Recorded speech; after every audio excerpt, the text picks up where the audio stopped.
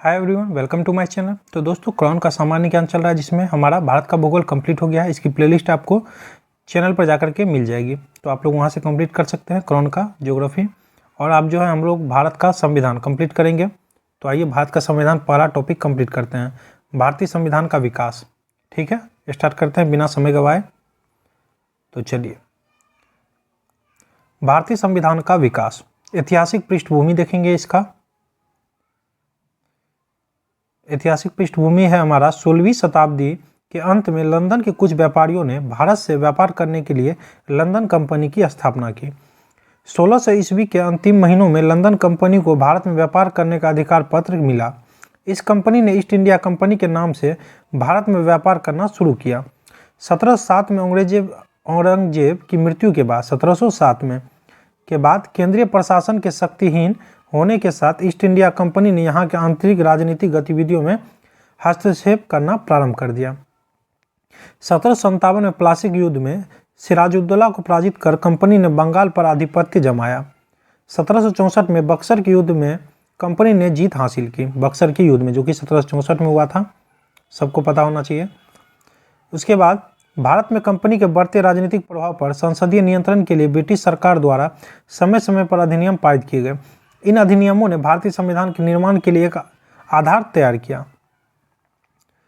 तो चलिए देखते हैं उन आधारों को। 1773 का रेगुलेटिंग एक्ट, 1773 का बहुत प्रश्न बनता है। तत्कालिक ब्रिटिश प्रधानमंत्री लॉर्ड नॉर्थ द्वारा गोपनीय समिति की रिपोर्ट पर 1773 में ब्रिटिश संसद द्वारा यह एक्ट पारित किया गया।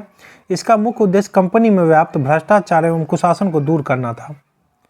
मद्रास एवं बम्बई प्रेसिडेंसियों को कलकत्ता प्रेसिडेंसी के अधीन पर कर दिया गया। कलकत्ता प्रेसिडेंसी के प्रमुख को गवर्नर की जगह गवर्नर जनरल कहा जाने लगा। गवर्नर जनरल और उनकी परिषद इंग्लैंड स्थित निदेशक बोर्ड के प्रति उत्तरदायी थी।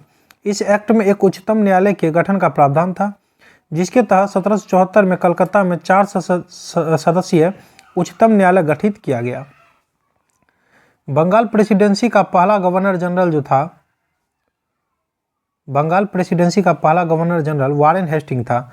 उसकी परिषद के 4 सदस्य थे, फिलिप फ्रांसिस, उसके बाद मानसन, बारवेल और क्लेवेरिंग। एक्ट के तहत स्थापित भारत के पहले उच्चतम न्यायालय के प्रधान न्यायाधीश सर एलिजा इम्पे थे। सर एलिजा इम्पे, ध्यान रखना है। उसके बाद आया 1784 का Pitt's India act. Pitt's India act ने कंपनी के व्यापारिक एवं राजनीतिक कार्यकलापों को एक दूसरे से अलग कर दिया। कंपनी के वाणिज्य संबंधी विषयों को छोड़कर सभी सैनिक, असैनिक तथा राजस्व संबंधी मामले को एक नियंत्रण बोर्ड के अधीन कर दिया गया। इस अधिनियम द्वारा द्वैत शासन की शुरुआत हुई, जो 1858 तक विद्यमान रही। द्वैत शासन की शुरुआत हुई जो 1858 तक विद्यमान रही। 1793 का चार्टर एक्ट देखेंगे। इस एक्ट के द्वारा कंपनी के व्यापारिक अधिकारों को 20 वर्ष के लिए बढ़ा दिया गया। कितने वर्षों के लिए? 20 वर्षों के लिए बढ़ा दिया गया। एक्ट के तहत बोर्ड ऑफ कंट्रोल के अधिकारियों को वेतन भारतीय कोष से मिलने लगा। कहाँ से? भारतीय कोष से। वहीं 1813 का चार्टर एक्ट जब आया, इस एक्ट के अंतर्गत कंपनी के भारतीय व्यापार के एकाधिकार को समाप्त कर दिया गया, किंतु चीन से व्यापार और चाय के व्यापार का एकाधिकार बना रहा। इस एक्ट के तहत 1 लाख रुपए प्रति वर्ष विद्वान भारतीयों के प्रोत्साहन तथा साहित्य के सुधार और पुनरुत्थान के लिए रखा गया। ईस्ट इंडिया कंपनी को अगले 20 वर्षों के लिए भारतीय प्रदेशों तथा राजस्व पर नियंत्रण का अधिकार प्रदान किया गया। 1833 का चार्टर एक्ट। भारत में अंग्रेजी शासन के दौरान, एक सेकेंड दिक्कत दे रहा है, हाँ, 1833 का चार्टर एक्ट। भारत में अंग्रेजी शासन के दौरान संविधान निर्माण के प्रथम धुंधले संकेत इस एक्ट में मिलते हैं। इस एक्ट से जो है कंपनी के व्यापारिक अधिकार को समाप्त कर दिया गया। उसे भविष्य में केवल राजनीतिक कार्य ही करने थे। इस एक्ट के द्वारा भारतीय प्रशासन का केंद्रीकरण किया गया। बंगाल का गवर्नर अब भारत का गवर्नर जनरल बना दिया गया। किससे? ध्यान रखना यहाँ 1833 का चार्टर एक्ट। ये पूछता भी प्रश्न में कि आपको जो है बंगाल का गवर्नर भारत का गवर्नर जनरल कब बना दिया गया? तो 1833 का चार्टर एक्ट में। ये बहुत पूछता है। लॉर्ड विलियम बेंटिक भारत के पहले गवर्नर जनरल बने। Lord William Bentinck. विधायी कार्य के लिए परिषद का विस्तार किया गया, जिसमें पहले 3 सदस्य के अतिरिक्त एक विधि सदस्य जोड़ दिया गया। इस एक्ट के द्वारा गवर्नर जनरल की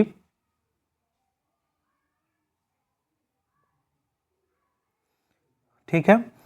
इस एक्ट के द्वारा गवर्नर जनरल की भारत सरकार और उसकी परिषद भारत परिषद कहलाने लगी। भारतीय कानूनों को लिपिबद्ध तथा सुधारने के उद्देश्य से लॉर्ड मैकाले की अध्यक्षता में प्रथम विधि आयोग का गठन किया गया। 1853 का चार्टर एक्ट देखते हैं। 1853 का एक्ट अंतिम चार्टर एक्ट था। बंगाल के लिए लेफ्टिनेंट गवर्नर जनरल नियुक्त किया गया। विधायी परिषद और कार्यकारी परिषद को अलग किया गया। इसी एक्ट द्वारा सर्वप्रथम संपूर्ण भारत के लिए एक विधानमंडल की स्थापना की गई। उसके बाद आया भारत शासन अधिनियम 1858, ठीक है, 1858। 1857 का विद्रोह ईस्ट इंडिया कंपनी की व्यवस्था के लिए घातक झटका साबित हुआ। यह एक्ट 1858 का भारत के उत्तम प्रशासन के लिए act, the act for the good government of India बना। इस अधिनियम द्वारा भारत के शासन को कंपनी के हाथों से निकालकर ब्रिटिश क्राउन को सौंप दिया गया। इस अधिनियम द्वारा 1784 के ईस्ट इंडिया एक्ट द्वारा लागू द्वैध शासन प्रणाली को समाप्त कर दिया गया। 1784 के ईस्ट इंडिया एक्ट द्वारा भारत के राज्य सचिव का पद सृजित किया गया, जिसे 15 सदस्यों की एक परिषद, जो भारत परिषद के नाम से जाना जाता था, की सहायता से भारत पर शासन करने का अधिकार दिया गया। भारत के गवर्नर को जो है अब वायसराय की उपाधि मिली, जो क्राउन का सीधा प्रतिनिधि था। लॉर्ड कैनिंग भारत के पहले वायसराय बने। लॉर्ड कैनिंग जो है भारत के पहले वायसराय बने। गवर्नर जनरल का पद भारत सरकार के विधायिक कार्य का प्रतीक था तथा सम्राट का प्रतिनिधित्व करने के कारण उसे वायसराय कहा गया। वहीं देखेंगे भारतीय परिषद अधिनियम 1861 जब आया, तब गवर्नर जनरल की कार्यपालिका परिषद का विस्तार किया गया तथा उसमें एक 5वां सदस्य शामिल किया गया, जो एक विधिवेता का पद था। विधायिक कार्यों के लिए कम से कम 6 तथा विधायिक कार्यों के लिए 6 तथा अधिक से अधिक 12 अतिरिक्त सदस्य सम्मिलित किए गए। पहली बार भारत में प्रतिनिधि संस्थाओं और मंत्रिमंडलीय व्यवस्था की नींव पड़ी। गवर्नर जनरल को अध्यादेश जारी करने का अधिकार मिला। गवर्नर जनरल को बंगाल, उत्तर पश्चिम सीमांत प्रांत, पंजाब में विधान परिषद स्थापित करने की शक्ति प्रदान की गई। उसके बाद जो है भारत परिषद अधिनियम 1892 आया। गवर्नर जनरल की परिषद में अतिरिक्त सदस्यों की संख्या बढ़ाकर कम से कम 10 एवं अधिक से अधिक 16 कर दी गई। कितनी? 16 कर दी गई। इसी प्रकार प्रांतीय परिषदों में भी अतिरिक्त सदस्यों की संख्या बढ़ा दी गई। परिषदों को शर्तों एवं प्रतिबंधों के साथ वार्षिक बजट पर विचार विमर्श करने तथा प्रश्न पूछने की शक्ति दी गई और प्रत्येक चुनाव प्रणाली की शुरुआत हुई। उसके बाद आया हमारा भारत परिषद अधिनियम 1909, मार्ले मिंटो रिफॉर्म, एग्जाम का फेवरेट है। 1909 का अधिनियम द्वारा भारतीयों को विधि निर्माण तथा प्रशासन दोनों में प्रतिनिधित्व प्रदान किया गया। इस अधिनियम में पहली बार मुस्लिम समुदाय के लिए पृथक निर्वाचन मंडल की सुविधा प्रदान की गई। इस अधिनियम ने केंद्रीय तथा प्रांतीय विधायी शक्ति को बढ़ाया। परिषद के सदस्यों को बजट विवेचना करने तथा उस पर प्रश्न करने का अधिकार दिया गया। सत्येंद्र सिन्हा को गवर्नर जनरल की कार्यकारिणी का प्रथम भारतीय विधि सदस्य नियुक्त किया गया। भारतीय विधान परिषद में सदस्यों की संख्या 60 की गई और 9 पदेन सदस्यों का प्रावधान किया गया। भारतीय परिषद अधिनियम 1919, मॉन्टेग्यू चेम्सफोर्ड सुधार। इस अधिनियम के तहत द्विसदनीय व्यवस्था स्थापित की गई। केंद्रीय विधान परिषद का स्थान राज्य परिषद यानी उच्च सदन तथा केंद्रीय विधानसभा निम्न सदन वाले द्विसदनीय विधानमंडल में ले लिया गया।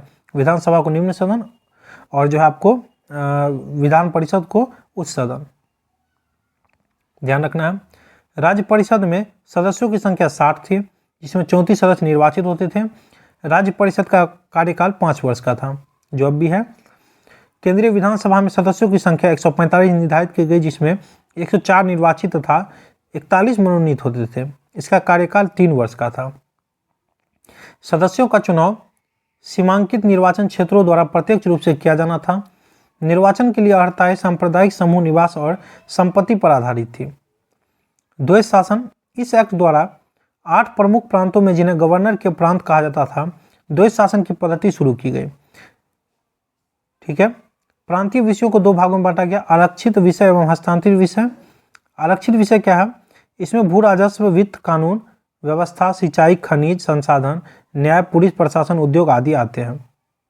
उसके बाद हस्तांतरित विषय क्या है? तो इसमें शिक्षा, लोक व्यवस्था, लोक स्वास्थ्य, कृषि, मापतोल, स्थानीय स्वायत्त शासन, सार्वजनिक मनोरंजन पर नियंत्रण, आबकारी आदि प्रमुख है। अब हमारा आरक्षित विषयों का प्रशासन गवर्नर अपने कार्यकारी परिषद के द्वारा करता था तथा हस्तांतरित विषयों का प्रशासन निर्वाचित सदस्यों के द्वारा करता था। ठीक है। इसी अधिनियम के द्वारा पहली बार भारत में लोक सेवा आयोग का गठन हुआ। साथ ही पहली बार लोक लेखा वित्तीय समिति का गठन हुआ। भाषा के आधार पर राज्यों के पुनर्गठन की सिफारिश मॉन्टेफोर्ड रिपोर्ट 1918 द्वारा की गई थी। भारत शासन अधिनियम 1935। 1935 का शासन अधिनियम 1920 से 35 तक राष्ट्रीय आंदोलन परिणाम था। यह विधेयक 2 अगस्त 1935 को पारित हुआ। प्रस्तावना रहित यह अधिनियम ब्रिटिश संसद के इतिहास का सबसे बड़ा और सबसे जटिल प्रलेख था। इसमें 14 भाग, 10 परिशिष्टि, 321 धाराएं, 10 अनुसूचियां थी। भारत का वर्तमान संवैधानिक ढांचा काफी हद तक इस अधिनियम पर आधारित है। इस अधिनियम की सबसे उल्लेखनीय विशेषता यह थी कि ब्रिटिश प्रांतों तथा संघ में शामिल होने के लिए तैयार भारतीय रियासतों का अखिल भारतीय संघ बनाने का प्रावधान रखा गया। ठीक है, आगे देखेंगे। प्रांतों में जो है द्वैध शासन व्यवस्था को समाप्त कर प्रांतों में पूर्ण उत्तरदायी सरकार बनाई गई। द्वैध शासन की व्यवस्था अब केंद्र में लागू की गई। सुरक्षा, वैदेशिक संबंध एवं धार्मिक मामले को गवर्नर जनरल के हाथों में केंद्रित किया गया तथा अन्य मामलों के गवर्नर जनरल की सहायता के लिए मंत्रिमंडल की व्यवस्था की गई। संघीय न्यायपालिका की स्थापना की गई, जिसके विरुद्ध अपील प्रीवी काउंसिल लंदन में की जा सकती थी। इस अधिनियम के तहत बर्मा को भारत से अलग कर दिया गया और उड़ीसा तथा सिंध को 2 नए प्रांत बनाया गया। सांप्रदायिक निर्वाचन पद्धति का और अधिक विस्तार किया गया। प्रधानमंत्री, प्रीमियर तथा मंत्री, मिनिस्टर जैसे शब्दों का पहली बार उपयोग किया गया। भारतीय स्वतंत्रता अधिनियम 1947 इंपॉर्टेंट है। माउंटबेटन योजना के आधार पर ब्रिटिश संसद ने भारतीय स्वतंत्रता विधेयक 18 जुलाई 1947 को पारित किया। इस अधिनियम ने 4 जुलाई 1947 को प्रस्तुत किया गया था। इस अधिनियम में 2 डोमिनियन पाकिस्तान और भारत की स्थापना के लिए 14 और 15 अगस्त 1947 की तारीख निर्धारित की गई। बंगाल और पंजाब में 2 प्रांत बनाए जाने का प्रावधान किया गया। पूर्वी बंगाल, सिंध, असम का सिलहट जिला पाकिस्तान में सम्मिलित होना था। ठीक है, उसके बाद देखेंगे 15 अगस्त 1947 को ब्रिटिश क्राउन का भारत पर आधिपत्य समाप्त हो जाएगा, यानी सम्राट राजा का। भारतीय रियासत इन दोनों डोमिनियन में से किसी एक में शामिल हो सकती है। दोनों डोमिनियन के लिए अलग गवर्नर जनरल होगा, जिसकी नियुक्ति महामहिम द्वारा की जाएगी, महामहिम द्वारा। दोनों डोमिनियन की स्वतंत्रता सत्ता को मान्यता दी गई तथा उन्हें ब्रिटिश कॉमनवेल्थ से अलग होने का अधिकार भी दिया गया। क्या कर रहा है? दोनों डोमिनियन स्वतंत्रता सत्ता को मान्यता दी गई और उन्हें ब्रिटिश कॉमनवेल्थ से अलग होने का अधिकार भी दिया गया। दोनों राज्यों को अपने लिए पृथक संविधान सभा के गठन का अधिकार दे दिया गया। कह रहा है दोनों राज्य अपने लिए पृथक संविधान सभा का गठन कर सकते हैं। दोनों राज्यों की सीमा के निर्धारण के लिए सर रेडक्लिफ की अध्यक्षता में सीमा आयोग का गठन किया गया। दोनों राज्यों जो है की सीमा के निर्धारण के लिए सर रेडक्लिफ की अध्यक्षता में सीमा आयोग का गठन किया गया। यही रेडक्लिफ, ठीक है, जो भारत और पाकिस्तान के बीच में रेडक्लिफ रेखा है। ठीक है, यहीं पर हमारा समाप्त होता है पहला चैप्टर, जो कि क्राउन का सामान्य ज्ञान से चल रहा था। आप लोग से रिक्वेस्ट ये रहती है कम से कम शेयर जरूर किया कीजिए, सपोर्ट बनाइएगा, तो इससे मैं वीडियो लगातार लेकर के आते रहूँगा हर टॉपिक से, हर चैप्टर से। बाकी thank you, wish you all the best.